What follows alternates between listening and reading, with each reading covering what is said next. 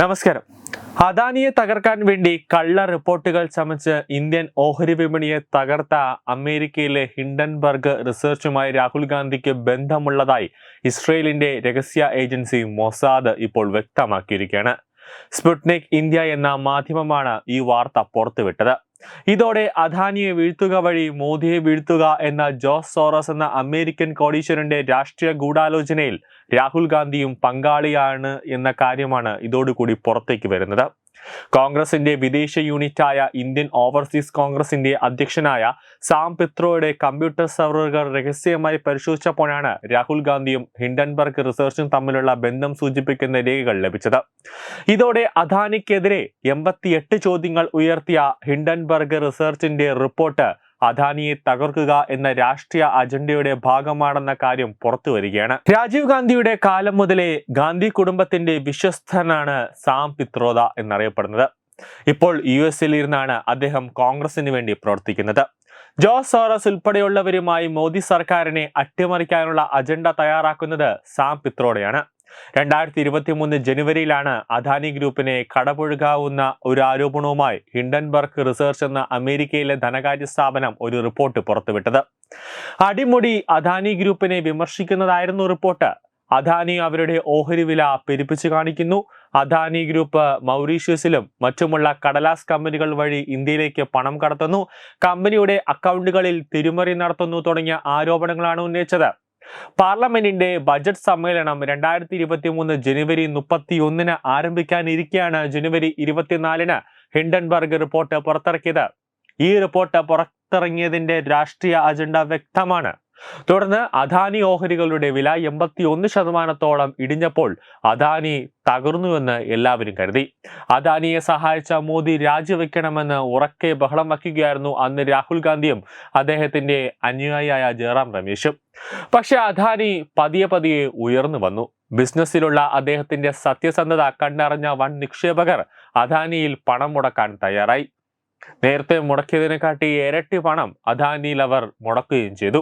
Australia കേന്ദ്രമായി പ്രവർത്തിക്കുന്ന ജിഗ്യുജി പാർട്ട്നേഴ്സിന്റെ എല്ലാമായ ഇന്ത്യക്കാരനായ രാജീവ് ജെയിൻ നടത്തിയ വൻ നിക്ഷേപമാണ് അദാനി ഓഹരികൾക്ക് ഊർജം പകർന്നത്.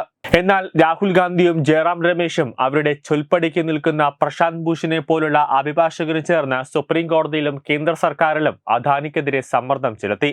തുടർന്ന് സുപ്രീം കോടതിയുടെ നിർദ്ദേശപ്രകാരം ഇതേക്കുറിച്ച് അന്വേഷിച്ച സെബിയുടെ അധ്യക്ഷയായിരുന്ന മാധവി പുരി ബൂച്ച് ഹിൻഡൻബർഗ് റിസർച്ചിന്റെ റിപ്പോർട്ടിനെ കുറിച്ച് അന്വേഷണം നടത്തിയിരുന്നു. അദാനിക്കെതിരെ 88 ചോദ്യങ്ങൾ ചോദിച്ച ഹിൻഡൻബർഗ് റിസർച്ച് റിപ്പോർട്ടിൽ കഴമ്പില്ല എന്നും അതിനെക്കുറിച്ച് അന്വേഷണം നടത്തിയ ഇന്ത്യൻ ഓഹരി വിപണിയുടെ ചുമതലയുള്ള സെബി കണ്ടെത്തുകയായിരുന്നു. ഇതേ തുടർന്ന് എന്തിനാണ് അദാനിക്കെതിരെ വ്യാജമായ 88 ചോദ്യങ്ങൾ ഉയർത്തിയെന്നതും കള്ള റിപ്പോർട്ട് ചമച്ചതിന്റെ കാരണങ്ങൾ പറയണമെന്നാവശ്യപ്പെട്ട് മാധവി പുരി ബൂച്ച് ആണ് ഹിൻഡൻബർഗ് റിസർച്ചിനെ ഷോക്കൌട്ട് നോട്ടീസ് അയച്ചത്. ഇതേ തുടർന്ന് ഹിൻഡൻബർഗ് റിസർച്ച് മാധവി പുരി ബൂച്ചിനെതിരെ ഒരു കള്ള റിപ്പോർട്ട് പുറത്തുവിട്ടു. ഇതിനു പിന്നാലെ കോൺഗ്രസ് മാധവി പുരി ബൂച്ചിന്റെ രാജി ആവശ്യപ്പെട്ട നിരവധി കള്ള ആരോപണങ്ങൾ ഉയർത്തി. ഇതെല്ലാം പൊളിഞ്ഞ് തകർന്നടിഞ്ഞു. അന്നും കോൺഗ്രസും ഹിൻഡൻബർഗ് റിസർച്ചും തമ്മിൽ രഹസ്യബന്ധമുണ്ടോ എന്ന സംശയങ്ങൾ ഉയർന്നിരുന്നു. അമേരിക്കയിലെ ഡെമോക്രാറ്റ് പാർട്ടിക്ക് ജോസ് സോറസും ഡീപ് സ്റ്റേറ്റുമായി ബന്ധമുണ്ടായിരുന്നു. അതുകൊണ്ട് തന്നെയാണ് ജോസ് സോറസുമായി ബന്ധപ്പെട്ട് കോൺഗ്രസിനും രാഹുൽ ഗാന്ധിക്കും ഇന്ത്യയിലേറെ മേൽക്കൈ ഉണ്ടായിരുന്നത്.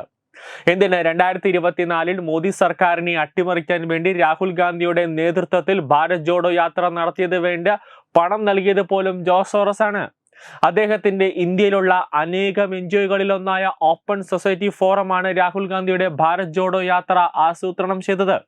പൊടുന്നതിന് US-ൽ ഡൊണാൾഡ് ട്രംപ് അധികാരത്തിൽ വന്നതോടെ റിപ്പബ്ലിക്കൻ പാർട്ടി ഡെമോക്രാറ്റ് പാർട്ടിയുടെ അജണ്ടകൾക്കെതിരെ നീങ്ങാൻ തുടങ്ങി.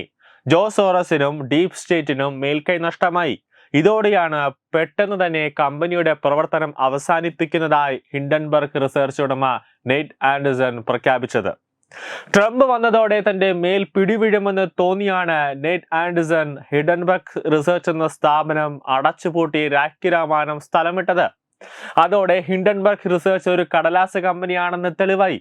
ഇതിനിടെ ജോസ് സോറസും കൂട്ടരും അവരുടെ അധികാരം ഉപയോഗിച്ച് US നീതിന്യായ വകുപ്പിലെ ഒരു ജഡ്ജിയെ പിടിച്ച് അദാനിക്കെതിരെ കൈക്കൂലി കുറ്റം ചുമത്തി വിധി സംഘടിപ്പിക്കുന്നു. എന്നാൽ ട്രംപ് അധികാരത്തിൽ വന്നതോടെ കാര്യങ്ങൾ കീഴ്മേൽ മറിഞ്ഞു. അദാനിക്കെതിരെ കൈക്കൂലി കുറ്റം ചുമത്തിയതിന് US-ലെ നീതിന്യായ വകുപ്പിലെ അറ്റോർണി ജനറലിനോട് ട്രംപിന്റെ അനുയായി വിശദീകരണം ചോദിക്കുന്നു.